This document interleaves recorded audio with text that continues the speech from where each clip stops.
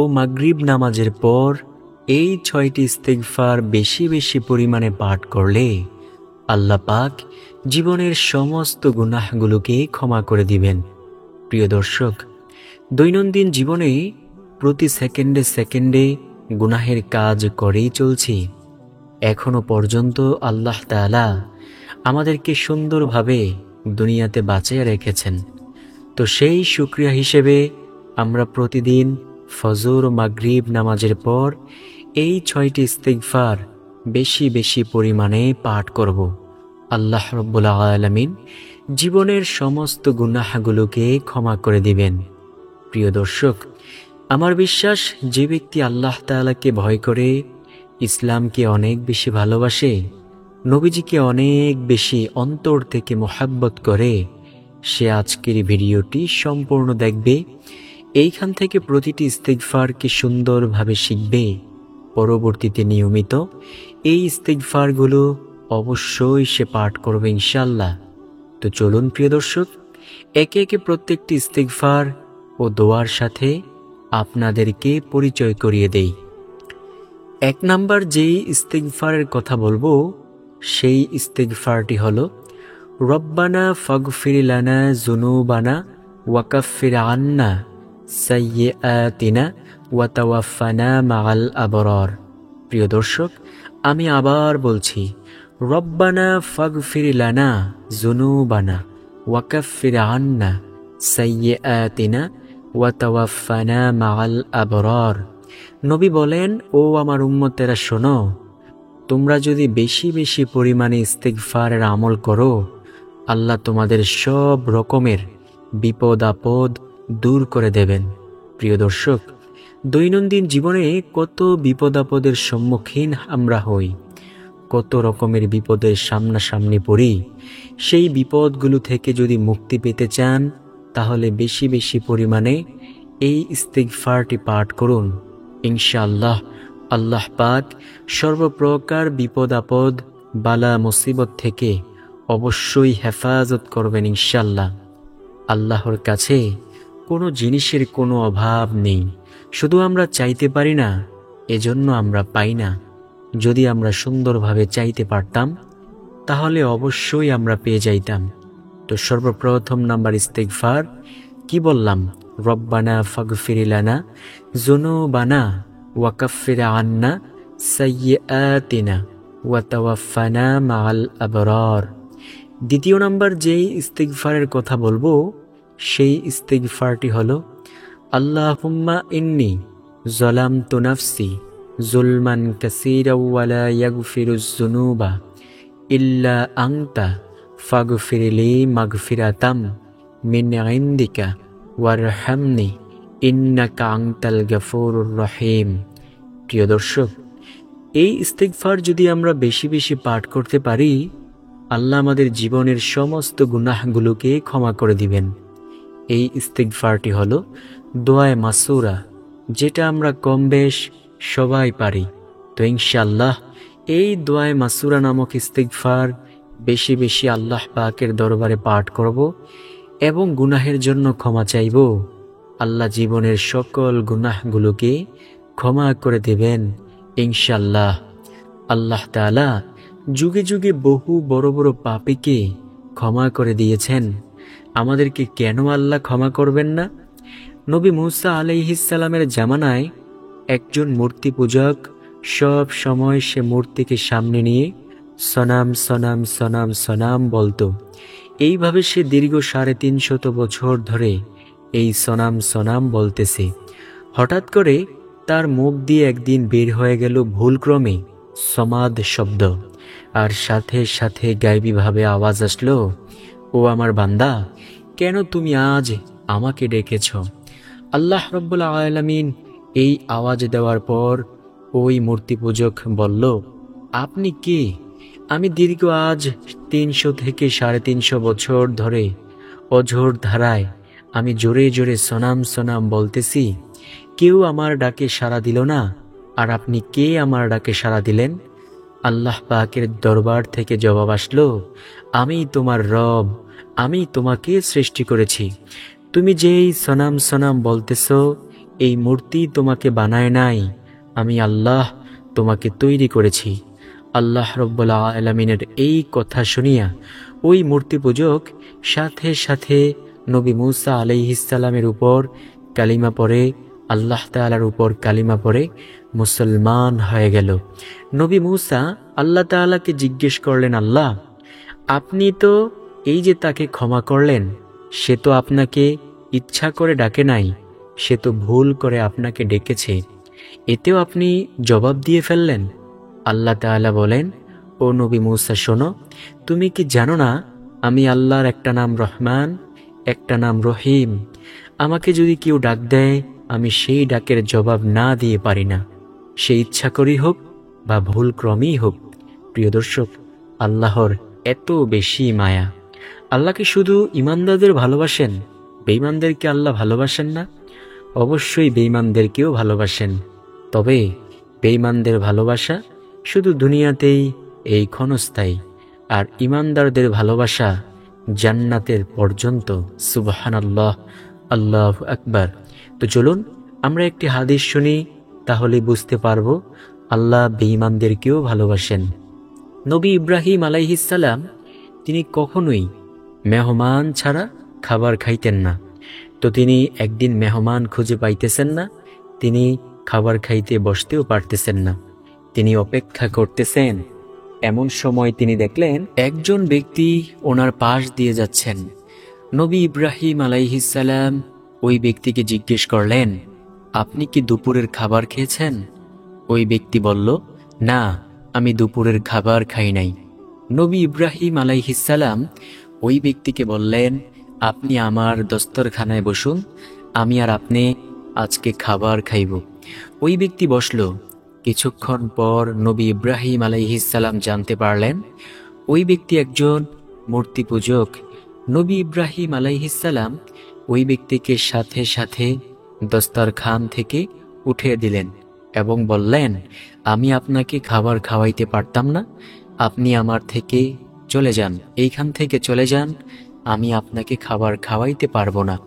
তিনি বললেন, কেন? নবী ইব্রাহিম আলাইহিসসালাম বললেন, আপনি একজন বিধর্মী মূর্তি পূজক, আর আমি আপনার সাথে দস্তরখানায় বসে খাবার খাইতে পারবো না। ওই মূর্তি পূজক মনে কষ্ট নিয়ে চলে গেল। কিছু দূর যাওয়ার পর আল্লাহ তাআলা সাথে সাথে নবী ইব্রাহিম আলাইহিসসালামকে ডেকে ডেকে বললেন, ও আমার বন্ধু ইব্রাহিম, আমি আল্লাহ তার জীবনটা পর্যন্ত আমি আল্লাহ তাকে খাওয়াইতেছি, আর আপনি একটা বেলা তাকে খাওয়াইতে পারলেন না, এটা কি করলেন? নবী ইব্রাহিম আলাইহিসসালাম এই আওয়াজ শুনিয়া সাথে সাথে একটা দৌড় দিলেন। দৌড়ে গিয়ে সেই মূর্তি পূজককে ডেকে ডেকে বললেন, ভাইজান চলুন, আমার ভুল হয়ে গেছে, আপনি যদি আমার দস্তরখানায় না খানা খান, তাহলে আল্লাহ তাআলা আমার প্রতি বেজার হয়ে যাবে। ওই মূর্তি পূজক বলল, আল্লাহ তাআলা তোমাকে কি বলেছে? নবী ইব্রাহিম বললেন, আল্লাহ তাআলা বলেছেন, আমি আল্লাহ তাকে দীর্ঘ আজ কত বছর ধরে খাবার খাওয়াইতেছি, আর আপনি একটা বেলা তাকে খাবার খাওয়াইতে পারলেন না। নবী ইব্রাহিম আলাইহিসসালামকে ওই মূর্তি পূজক এই কথা শুনিয়া বললেন, আমি পরে খাবার খাইব, আগে আমাকে কালিমা পড়ে মুসলমান বানাইয়া দেন। সুবহানাল্লাহ। ওই ব্যক্তি সাথে সাথেই মুসলমান হয়ে গেল। নবীজি সাল্লাল্লাহু আলাইহি ওয়াসাল্লাম হাদিসের মধ্যে এই ঘটনাটি শেয়ার করেছেন। তো প্রিয় দর্শক, এই ঘটনার ব্যাখ্যা হিসেবে আমরা কি জানতে পারলাম? যে শুধু ঈমানদারদেরকে আল্লাহ তাআলা ভালোবাসেন না, আল্লাহ তাআলা বেঈমানদেরকেও ভালোবাসেন। কারণ এই বেঈমান মানুষগুলো, অর্থাৎ যারাই বেঈমান রয়েছে, হিন্দু, বৌদ্ধ, ইয়াহুদি, নাসারা, খ্রিস্টান, এই মানুষগুলো তো যদি কখনো না কখনো আল্লাহ তাআলাকে ডাক দেয়, যদি ইসলামের ছায়াতলে চলে আসে, প্রিয় দর্শক, এই জন্য আল্লাহ তাআলা শুধু তাদের দিকে রহমতের নজর দিয়ে তাকিয়ে থাকেন। সুবহানাল্লাহ, আল্লাহু আকবার। তো প্রিয় দর্শক, আমরা বেশি বেশি পরিমাণে ইস্তেগফার করব, আল্লাহ আমাদেরকে কবুল করে নেবেন ইনশাআল্লাহ। তৃতীয় নাম্বার যেই ইস্তেগফারের কথা বলবো, সেই ইস্তেগফারটিও দামি একটি ইস্তেগফার। নবীজি সাল্লাল্লাহু আলাইহি ওয়াসাল্লাম বলেন, তোমরা বলিও আস্তাগফিরুল্লাহ আস্তাগফিরুল্লাহ, আস্তাগফিরুল্লাহ। নবীজির প্রিয় সাহাবে কেরামগণ বলেন, নবীজি সাল্লাল্লাহু আলাইহি ওয়াসাল্লাম যখন প্রত্যেক ফরজ সালাতের পর সালাম ফিরাইতেন, তিনি 3 বার বলতেন, আস্তাগফিরুল্লাহ, আস্তাগফিরুল্লাহ, আস্তাগফিরুল্লাহ। প্রিয় দর্শক, আমরাও যখন প্রত্যেক ফরজ নামাজের পর সালাম ফিরাইব 3 বার বলবো, আস্তাগফিরুল্লাহ, আস্তাগফিরুল্লাহ, আস্তাগফিরুল্লাহ। নবীজি সাল্লাল্লাহু আলাইহি ওয়াসাল্লামের একজন প্রিয় সাহাবী ছিল, যার নাম ছিল আবু মুসা আল আশআরী রাদিয়াল্লাহু তাআলা আনহু। নবীজির ওই প্রিয় সাহাবী বলেন, ও দুনিয়ার মানুষ শোনো, আমাদের মাঝে 2টি জিনিস ছিল। একটি জিনিস চিরদিনের জন্য আমাদের মধ্য থেকে হারিয়ে গেছে, সেটা হলো রাসূল সাল্লাল্লাহু আলাইহি ওয়াসাল্লামের উপস্থিতি। আরেকটি জিনিস আজও পর্যন্ত আমাদের মাঝে রয়ে গেছে, সেটা হলো ইস্তেগফারের আমল। যতদিন পর্যন্ত আমরা ইস্তেগফারের আমল করব, ততদিন পর্যন্ত আমরা ধ্বংস হব না। যখনই আমরা ইস্তেগফারের আমল করা বন্ধ করে দিব, তখনই আমাদের ধ্বংস অনিবার্য। প্রিয় দর্শক, তাই বেশি বেশি পরিমাণে ইস্তেগফারের আমল করব, আল্লাহ আমাদের জীবনটাকে সুন্দর করে দেবেন ইনশাআল্লাহ। নবীজি বলেন, ও আমার উম্মতেরা, প্রত্যেক ফরজ নামাজের পর 3 বার আস্তাগফিরুল্লাহ বলবে। ফজরের 2 রাকাত ফরজের পর, জোহরের 4 রাকাত ফরজের পর, আসরের 4 রাকাত ফরজের পর, মাগরিব সালাতের 3 রাকাত ফরজের পর এবং এশার সালাতের 4 রাকাত ফরজের পর আমরা অবশ্যই 3 বার আস্তাগফিরুল্লাহ বলবো। ইনশাআল্লাহু তাআলা আল্লাহ আমাদের জীবনটাকে সুখ শান্তি দিয়ে ভরপুর করে দেবেন। নবীজি সাল্লাল্লাহু আলাইহি ওয়াসাল্লামের প্রিয় সাহাবী হযরত আলী রাদিয়াল্লাহু তাআলা আনহুর কাছে এক ব্যক্তি গিয়ে প্রশ্ন করল, ও আলী, আচ্ছা, আমাকে ওই ব্যক্তি সম্পর্কে কিছু কথা বলুন তো, যেই ব্যক্তি বারবার তাওবা করে আবার পুনরায় তাওবা ভেঙে ফেলে, ওই ব্যক্তির কি করা উচিত? আলী রাদিয়াল্লাহু তাআলা আনহু বলেন, ওই ব্যক্তির উচিত যতবার সে তাওবা ভাঙে সাথে সাথে আবার তাওবা করে ফেলা। তাওবা করতে করতে শয়তান একসময় ক্লান্ত হয়ে যাবে এবং শয়তান বলবে, এই ব্যক্তিকে গুনাহের কাজে মশগুল রাখতে আমি অক্ষম। প্রিয় দর্শক, এতটাই দামি ইস্তেগফারের আমল। আমাদের মধ্যেও কিন্তু এই রোগটা আছে, এই গুনাহের কাজ করি, কিছুক্ষণ পর আবার বলি, আল্লাহ আর জীবনেও গুনাহের কাজ করব না। আবার গুনাহের কাজ করি, আবার কিছুক্ষণ পর বলি, আল্লাহ আর জীবনেও গুনাহের কাজ করব না, আবার তাওবা ভেঙে ফেলি। হযরত আলী রাদিয়াল্লাহু তাআলা আনহু এই সকল মানুষদেরকে লক্ষ্য করে বলেন, যারা এমন করে তাদের উচিত যতবার তাওবা ভাঙে সাথে সাথে আবার তাওবা করে নেওয়া। তাওবা করতে করতে শয়তান একসময় ব্যর্থ হয়ে যাবে। প্রিয় দর্শক, তাই আমরা অবশ্যই বেশি বেশি পরিমাণে তাওবা ইস্তেগফার করব ইনশাআল্লাহ, ইনশাআল্লাহ। 4th নাম্বার যেই ইস্তেগফারের কথা বলবো, সেই ইস্তেগফারটি হলো, নবীজি সাল্লাল্লাহু আলাইহি ওয়াসাল্লাম বলেন, ও আমার উম্মতেরা শোনো, তোমরা বেশি বেশি পরিমাণে বলিও, রব্বানা যালামনা আনফুসানা ওয়া ইল্লাম তাগফির লানা ওয়া তারহামনা লানাকুনান্না মিনাল খাসিরিন। এই ইস্তেগফারটি আমাদের আদি পিতা আদম আলাইহিস সালাম ও আম্মাজান হাওয়া আলাইহাস সালাম বেশি বেশি পরিমাণে করেছেন। আল্লাহ তাআলা তাদেরকে নিষেধ করলেন জান্নাতের মধ্যে থাকাকালীন সময়ে, ও আদম ও হাওয়া, জান্নাতি এই নিষিদ্ধ ফল গাছের কিনারায় যাইবা না, কোনো ফল সেইখান থেকে ছিঁড়েও খাইবা না। আদম আলাইহিস সালাম ও হাওয়া আলাইহাস সালাম শয়তানের ধোকায় পড়ে সেইখান থেকে একটি ফল ছিঁড়ে খাইলেন। আল্লাহ তাআলার হুকুমকে তারা অমান্য করেছিল। আল্লাহ তাআলা শাস্তি স্বরূপ হিসেবে তাদেরকে দুনিয়ার জমিনে পাঠিয়ে দিয়েছেন, সাথে সাথেই জান্নাত থেকে। একজনকে পৃথিবীর এ মাথায়, আরেকজনকে পৃথিবীর আরেক মাথায়, 2 জন পৃথিবীর 2 মাথায় থেকে দীর্ঘ 350 বছর অঝোর ধারায় কান্না করেছে। তারা সব সময় বেশি বেশি পরিমাণে বলেছে, রব্বানা যালামনা আনফুসানা ওয়া ইল্লাম তাগফির লানা ওয়া তারহামনা লানাকুনান্না মিনাল খাসিরিন। আল্লাহর কাছে এই দোয়াটা এতটাই পছন্দ হয়েছে যে আল্লাহ তাআলা এই দোয়াটাকে পবিত্র কুরআনুল কারীমের একটি আয়াত হিসেবে দিয়ে দিয়েছেন। নবীজি সাল্লাল্লাহু আলাইহি ওয়াসাল্লাম বলেন, এই সুন্দর দোয়াটা তোমরা বেশি বেশি পরিমাণে পাঠ করবে, আল্লাহ তোমাদের জীবনের গুনাহগুলোকে ক্ষমা করে দিবেন। প্রিয় দর্শক, নবীজি বলেন, ও আমার উম্মতেরা শোনো, আমি নবী দৈনিক 100 বার তাওবা ইস্তেগফার করি। প্রিয় দর্শক, নবীজির কোনো গুনাহ নেই, নবীজি একেবারে নিষ্পাপ, বেগুনা মাসুম। এমন বেগুনা মাসুম নবী যদি বেশি বেশি পরিমাণে তাওবা ইস্তেগফার করতে পারে, আমাদের কি পরিমাণ তাওবা ইস্তেগফার করা দরকার। তাই আমরা অবশ্যই বেশি বেশি তাওবা ইস্তেগফার করব। আমরা 5 নাম্বার যেই ইস্তেগফারটি করব, সেই ইস্তেগফারটি হলো আল্লাহুম্মা গফিরলি, আল্লাহুম্মা গফিরলি, আল্লাহুম্মা গফিরলি ওয়ারহামনি ওয়াহদিনি ওয়াআফিনি ওয়ারযুকনি হামদান কাসীরান তাইয়্যিবান মুবারাকান ফীহি।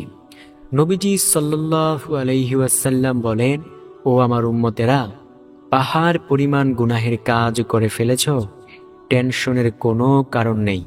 আল্লাহর কাছে 2 ফোঁটা চোখের পানি ফেলে আল্লাহর কাছে ক্ষমা চাও, আল্লাহ তোমার জীবনের সমস্ত গুনাহগুলোকে ক্ষমা করে দিবেন। প্রিয় দর্শক, আল্লাহর কাছে যদি বান্দাবান্দি গুনাহের জন্য ক্ষমা চায়, আল্লাহ সেই গুনাহগুলোকে ক্ষমা করে দিবেন, কারণ আল্লাহ তাআলার অনেক বেশি মায়া। নবী মূসা আল্লাহ তাআলাকে বললেন, আল্লাহ, এই যে আপনার এত মায়া, ফেরাউন আমাকে এত অত্যাচার করে, আপনাকে গালিগালাজ করে এবং সে বলে সে নাকি খোদা, আপনি কি পারেন না তাকে ধ্বংস করে দিতে? আল্লাহ তাআলা বলেন, ও নবী মূসা, আমি পারি তাকে ধ্বংস করতে, কিন্তু করি না। এর কারণ কি জানো? এর কারণ হলো আমি আল্লাহর তার প্রতি মায়া লাগে। আল্লাহ তাআলা বলেন, ও নবী মূসা, আমার অনেক বেশি মায়া। নবী মূসা বললেন, আল্লাহ, এটা আবার কেমন মায়া যে আপনাকে নিয়ে সারা দিন ভর বাজে মন্তব্য করে তাকে আপনি মায়া দেখাইতেছেন? নবী মূসা আলাইহিস সালামকে আল্লাহ তাআলা বলেন, ও নবী মূসা, তুমি কি দেখতে চাও মায়া কি জিনিস? নবী মূসা বললেন, হ্যাঁ, দেখতে চাই। আল্লাহ বলেন, কিছু মাটির পুতুল বানাও। নবী মূসা মাটির পুতুল বানাইলেন, বানানো শেষ করলেন। আল্লাহ তাআলা এবার বলেন, ও নবী মূসা, এগুলোকে ভেঙে ফেলো। নবী মূসা বললেন, আল্লাহ, এই সবে মাত্র বানাইলাম, এগুলোকে এখন ভেঙে ফেলবো? আমার তো মায়া হচ্ছে। আল্লাহ তাআলা বলেন, ও নবী মূসা, সামান্য এই মাটির পুতুলগুলো তুমি ভাঙতে পারতেছো না, তোমার মায়া হচ্ছে। আর যেই মানুষগুলোকে আমি আল্লাহ বানাইছি, ওই মানুষগুলো তো আমি আল্লাহকে আল্লাহ বলে ডাক দেয়, এটা কি আমার মায়া হয় না? নবী মূসা আলাইহিস সালাম বুঝতে পারলেন। প্রিয় দর্শক, আল্লাহ তাআলা বলেন, তোমরা আমার দরবারে 2 ফোঁটা চোখের পানি ফেলে গুনাহের জন্য ক্ষমা চাও, আমি আল্লাহ তোমার জীবনের যত গুনাহ আছে, যত রকমের গুনাহ আছে, সব গুনাহই ক্ষমা করে দেব। চোখের পানির অনেক দাম। চোখের পানি দেখলে দুনিয়ার মানুষ যেমন সহ্য করতে পারে না, আল্লাহ তাআলাও সহ্য করতে পারে না। সর্বশেষ নাম্বার যেই ইস্তেগফারের কথা বলবো, সেই ইস্তেগফারটিও দামি একটি ইস্তেগফার। আর এই ইস্তেগফারটি আমরা সবাই কম বেশ পারি, আর সেটা হলো আস্তাগফিরুল্লাহ রব্বি মিন কুল্লি যামবি ওয়া আতুবু ইলাইহি লা হাওলা ওয়ালা কুওয়াতা ইল্লা বিল্লাহ। আসুন প্রিয় দর্শক, এই 6টি ইস্তেগফার বেশি বেশি পাঠ করে আমাদের জীবনের গুনাহের জন্য মহান মালিকের কাছে ক্ষমা চাই। আল্লাহ জীবনের যত রকমের গুনাহ আছে, সব গুনাহগুলো ক্ষমা করে দেবেন, কারণ আল্লাহ তাআলা প্রস্তুত হয়ে আছেন কোন সময় আমার বান্দাবান্দি গুনাহের জন্য ক্ষমা চাইবে। আমি আল্লাহ যদি তাদের গুনাহ ক্ষমা না করতে পারি, তাহলে তারা কষ্ট পাইবে। তো আমরা এই ইস্তেগফারগুলো বেশি বেশি পাঠ করে আল্লাহর কাছে জীবনের গুনাহের জন্য ক্ষমা চাইব ইনশাআল্লাহ।